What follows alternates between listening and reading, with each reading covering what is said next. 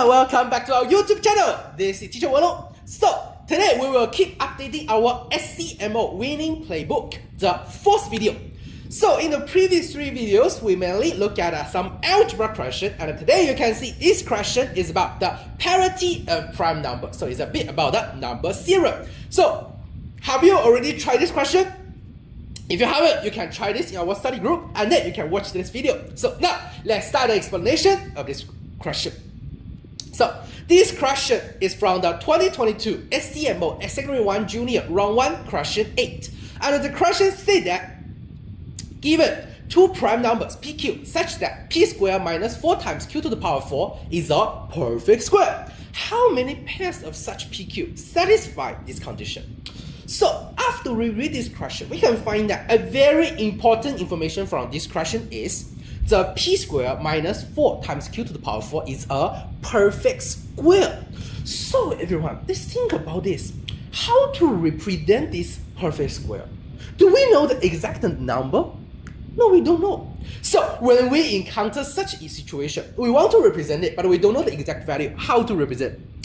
Yes, very good. For our secondary students, we should know that we can use a letter.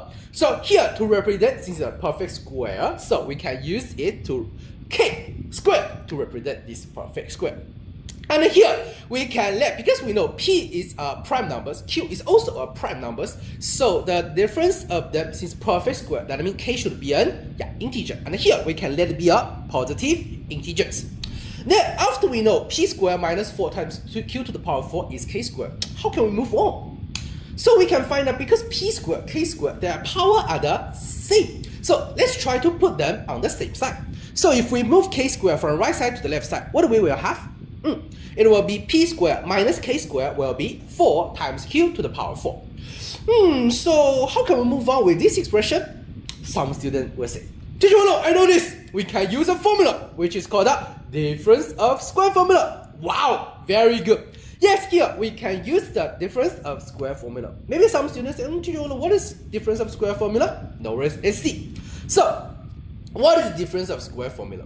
Because when we observe, we can find that P squared minus K squared is 1 square minus another square. So when we encounter such form, 1 square minus another one, we can directly change it to be the sum of these two base and the difference of these two base times together. A plus B times A minus B, we can get from the A squared minus B squared. So that means for this expression, we can change it to be, the P plus Q times P minus Q and equals to 4 times Q to the power 4. After we know this, how can we make use of this expression? So everyone, look at here. Because just now we mentioned P prime number, so it must be an integer. And K, just now we also mentioned, is also an integer. So we can find that for P plus Q and P plus K and P minus K, they must be what kind of number? Integers. And for Q to the power 4, also integers. So integer times integer will be integer. Means P plus K and P minus K is what? 4 times Q to the power 4. Very good. Should be the factors. So everyone, we can take a look at what's the factor of 4 times Q to the power 4. So we can find that for 4 times Q to the power 4 is 2 times 2 times Q times Q times Q times Q. So the next step, we should just put this, sum is in P plus Q, that's P plus K, sum is in P minus K. But the question is, how can we divide them into these two? If we try like a guess and check one by one, so many possibilities and sometimes it will be negative. But here, everyone, we can first observe what's the feature of this P plus K and the P minus K. Let's see, can we reduce some possibilities when we observe the feature of them? Just now, for example, we mentioned, can P plus K or P minus K be negative? So everyone, look at here. Because we know P plus K should be positive or negative. Of course, positive. Then the 4Q to the power of 4 is positive or negative? Oh, also positive. So everyone think about this. Can P minus K be negative? Of course not. So now we can find that for each of them should be positive. So that means, can one of them be, for example, negative 2 or negative Q? Of course not. So we have reduced some possibilities. Very happy. And then, can we reduce more? So everyone, think more like this. So tell me everyone, except from the positive and negative, for P plus K and P minus K, what's the size relationship? Like who is bigger? Because just now we mentioned k is a positive integer. So here, who is bigger? Oh, very good. Should be p plus k. So then we can find that can p plus k, for example, be 2, and the p minus k is 2 times q to the power 4? Yeah, of course cannot, because p plus k should be bigger. So here, with these two features, we have reduced a lot of possibilities. Then, can we reduce more? Of course we can. So we can find that because p plus k times p minus k is 4 times q to the power 4. So everyone tell me, 4 times q to the power 4 should be what kind of number? Since it times a 4. Oh yes, it should be a even number. So p plus k times p minus k is even number. Then how about the parity of p plus k and the p minus k? They are even or odd. So let's observe. Because we can find that for p plus k and the p minus k, the only difference is one is plus k, one is minus k. So when we add them together, what do we can get? Oh, we can get 2p. Then we can find that 2p is what kind of number? Oh, 2p must be a even number because times 2. So we can see one number add another number is 2p is even. So tell me, can an odd number add an even number be an even number? Of course can. Not. Only two situations. Which two? Even plus even and the odd plus odd. So we can find that actually from this expression we can know the p plus k and the p minus k, their parity should be the, yeah, very good, should be the same. Should be the same. Then, since p plus k times p minus k is an even number, everyone think about this. Odd times odd, can it be even? Oh, cannot. So that means the p plus k, p minus k, both of them should be what kind of numbers? Very good. Yes, should be even numbers. So now we find that we have only very less possibilities since both of them are even number. So the first case, because both of them even, so both of them should have a factor 2. So the first situation, the p plus k, which is bigger, so it should be 2 times q to the power 4. Then the p minus k should be, yeah, just the 2. Then the case 2, if we move one cube to the p minus k, so the p plus k is 2 times q cube. Then how about the p minus k? Oh, should be 2 cube. Then some student may say, teacher, then how about the letter q is 2? Very good thought. So let's try. If the q is even, is just a 2, then will this have some new possibility?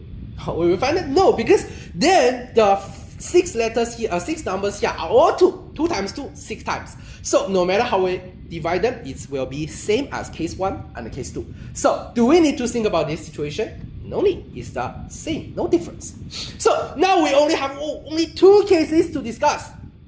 So for case 1, if p plus k is 2 times q to the power 4, p minus k is 2, with these two expressions, what we can do?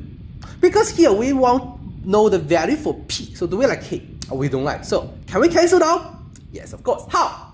Good observation. We can add them together. So the 1 plus 2, then we can get 2p equals to 2q to the power 4 plus 2. So since each of them have a 2, what we can do? Yeah, we can cancel our 2. So p equals to q to the power 4 plus 1.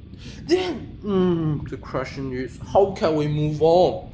So you can see here, just so we know that if we know some features of these letters here, it can help us to solve this question. But you can see here, is a positive, negative, or the size relationship can help us? Seems no. So which one we can help us? It's the parity, even or odd. So everyone, let's discuss in this way. If q is an odd number, so everyone tell me, q to the power 4 should be what kind of number? Oh, because it's odd times 4 times. So it will also be a odd number. Then the odd number plus the 1, it should be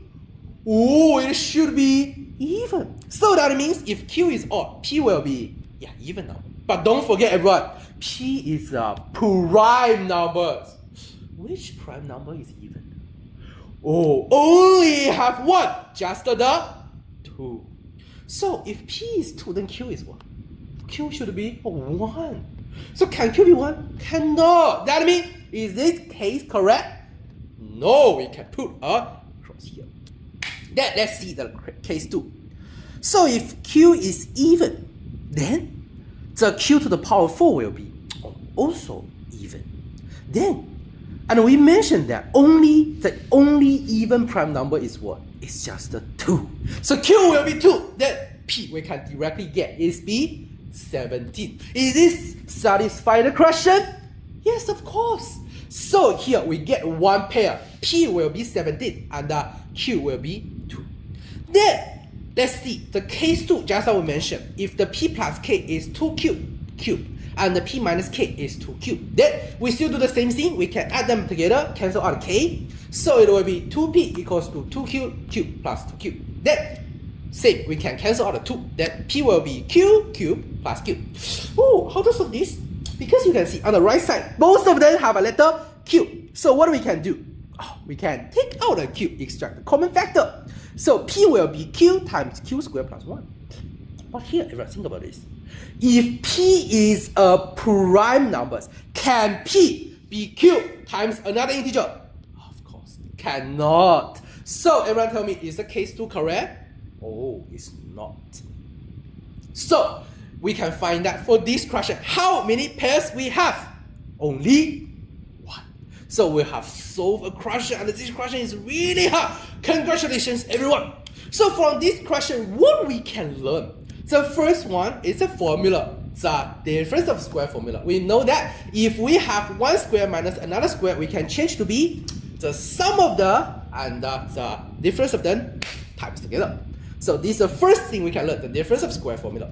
The another thing is just like the title of this video, the parity of prime number. Because everyone, we can find that for prime number, one prime number is very special. Which one?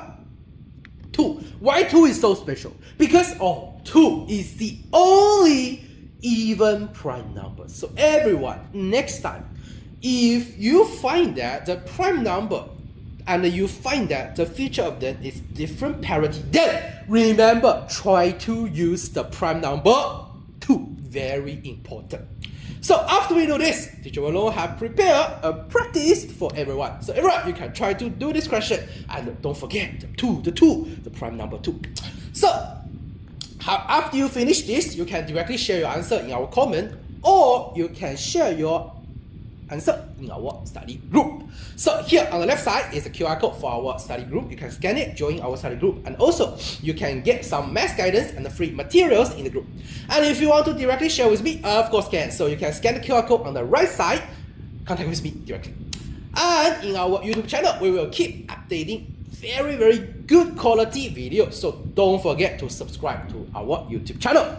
Now it's time to review the answer for last video's practice. So the answer will be 8. Have you got the correct answer? If you have, wow, very good. So if you haven't got the correct answer, no worries. Teacher Wallo is here, so you can come to me. I will explain this question for you. And then that's the end for this video. This is Teacher Wallo. See you in the next video. Bye bye.